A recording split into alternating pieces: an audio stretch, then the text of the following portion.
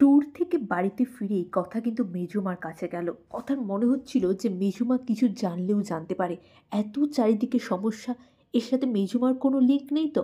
আসলে কথার এমনিতেই তো ডান চোখ নাচছিল। তারপরেই কথার মনে হলো যে বাড়ির সবারই মনে হচ্ছে খুব বিপদের মধ্যে আছে, না হলে আমার মনটা এরকম করবে না। তারপরেই কর্তাদিকে ফোন করে, কর্তাদিকে ফোন করেই কথা সমস্ত কিছু জানতে পারে। ওইদিকে প্রমিত নিজের প্ল্যানে কিন্তু সাকসেসফুল। সে ঠিক যেমন যেমন প্ল্যান করছিল, অ্যানিকে ফলস গুন্ডারা তাড়া করলো, সেই হিরোর মতন এসে অ্যানিকে বাঁচালো। মানে অ্যানির মনে নিজের জায়গাটা পুরো পাকাপাকি করার জন্যই এত কিছু করছে। স্মার্টলি অনেক প্ল্যান তো করছে, কিন্তু সে জানে না কথার কাছে যেদিন সে ধরা পড়বে সেদিন কিন্তু সে বাঁচতে পারবে না, যেমন বাঁচতে পারেনি তার দাদা প্রান্তিক বিশ্বাস আর তার বাবা। ওইদিকে গুহ ফার্মাসিকে বদনাম করার জন্য উঠে পড়ে লেগেছে প্রমিত।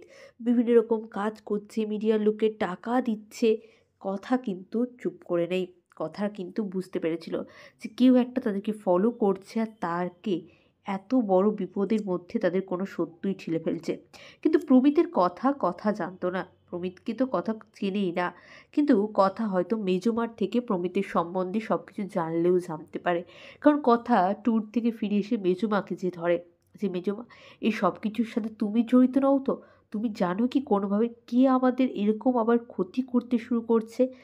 মেজমার কাছ থেকেই প্রথম প্রমিথের নামটা শুনবে কথা। হ্যাঁ বন্ধুরা, কথা সিরিয়ালের আগামী পর্বে আপনারা এমনটাই দেখবেন। কথা কেমন লাগছে অবশ্যই কমেন্ট করে জানাবেন। আর চ্যানেলে নতুন হলে অবশ্যই চ্যানেলটা সাবস্ক্রাইব করে দেবেন। অনেক ধন্যবাদ সকলকে ভিডিওটি দেখার জন্য। এইভাবেই পাশে থাকবেন। সবাই খুব ভালো থাকুন।